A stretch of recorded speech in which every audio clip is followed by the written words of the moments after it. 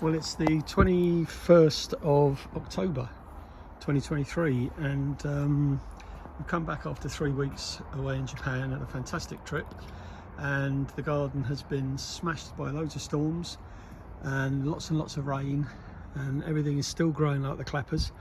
Here behind the barbecue, no fox poo this week, but way too much stuff in there.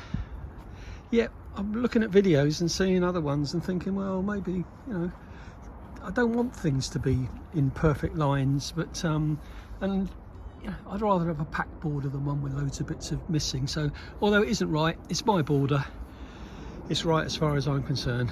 So everything's done really well. Salvias must be over 7 feet now. It's just crazy. This Tetrapanax has just gone loopy. It's it was a little stump, which I'll try and get to now in here. That little stump there, that's about what, 3 feet, something like that, was the winter, and look what's growing out the side of it. It's just unbelievable. These things are enormous. Can't actually get my fist all the way around them. And but my concern is that it takes up an awful lot of room in the border, but it does look fantastic. It's the first one everybody really spots, but there's loads of stuff under there which I'd like to see. And I did see a video today of a guy standing underneath a Tetrapanax trunk. So maybe if I could get that trunk to grow really tall and then cut off some of the lower leaves, I'd have the best of all worlds. Dixonian's done very well. The toad lilies are still in flower. Saw some of those in Japan. They were beautiful. The Pride of Madeira, I've got those from seeds from Grow Paradise. I haven't been able to make them flower, but I'm sure that's my fault, not Grow Paradise. The stuff they do is fantastic. The Ricinus, the red one's looking great. Banana's gone mad. Lovely winter sun coming over. There's great light splitting through.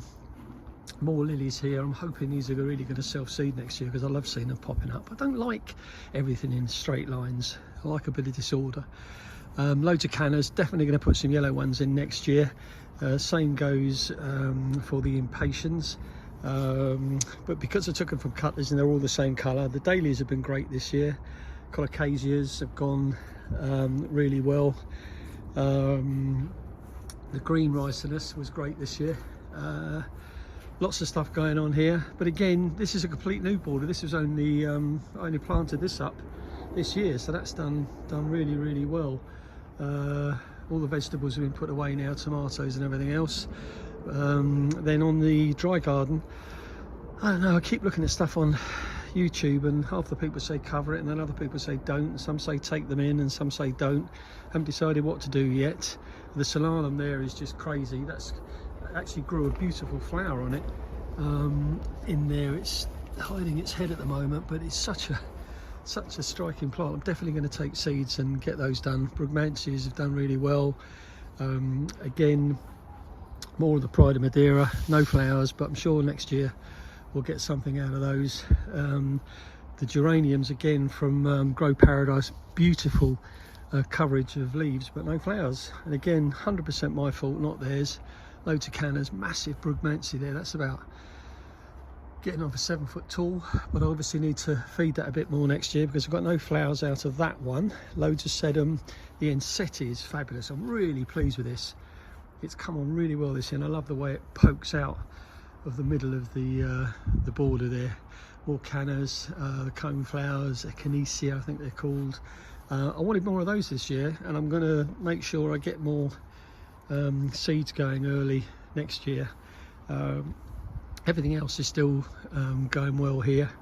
Colocasia, got a Dixonia back there which I might bring out next year. The salvias are still going. Worried about the sagos because I thought I was going to lose them this year, but I got them back. Loads of weeds all around them, so I've got plenty to do next week. The Russian vine looks fantastic with that red on it. Loads of work on the cannas, they're looking great. The acanthus, there was no sign of any acanthus when I left, and here we are 3 weeks later and we've got 2 crackers have come up. And the Dixonian fern I was really worried about. I thought we were going to lose. Even got some advice from the RHS. We are getting new growth on there even at this time of the year, so I don't think we've lost it by any means. So we'll have to see what happens next year. I'll keep it well fed. All the stuff around the hot tub's great. Got the grandchildren around tomorrow. They'll be making a complete mess of this, but they love the hot tub. The light is amazing. We've had this really big storm that over that way is Heathrow Airport, and there is some really nasty weather coming up. The planters they've done all right, but there's just they need to be sorted out next year. There's just not enough colour, and these lilies are just, they've taken over. They're going to have to be sorted out. You can hardly see the giraffe, which is one of Phoebe's favourite little animals. More colour in here, more geraniums again. No colour. Need to do some research on best thing to do with those in the winter. The Gunnera has done brilliantly. Needs lots of water, but that's grown. Most of that's grown from this year. So the planters are definitely a project. What we're going to do, those cannas are definitely coming out of there, and the rest of them need a bit more colour. But all in all, the garden has survived really well. Look at those clouds over there. I think I'll get in before it all starts to turn.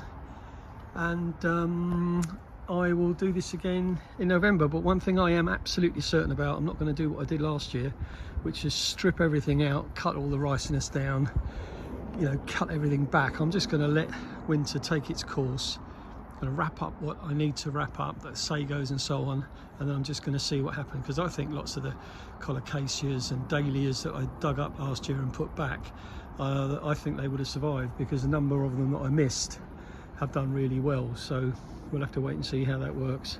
And finally, the lemon tree. Still got some lemons coming out of here.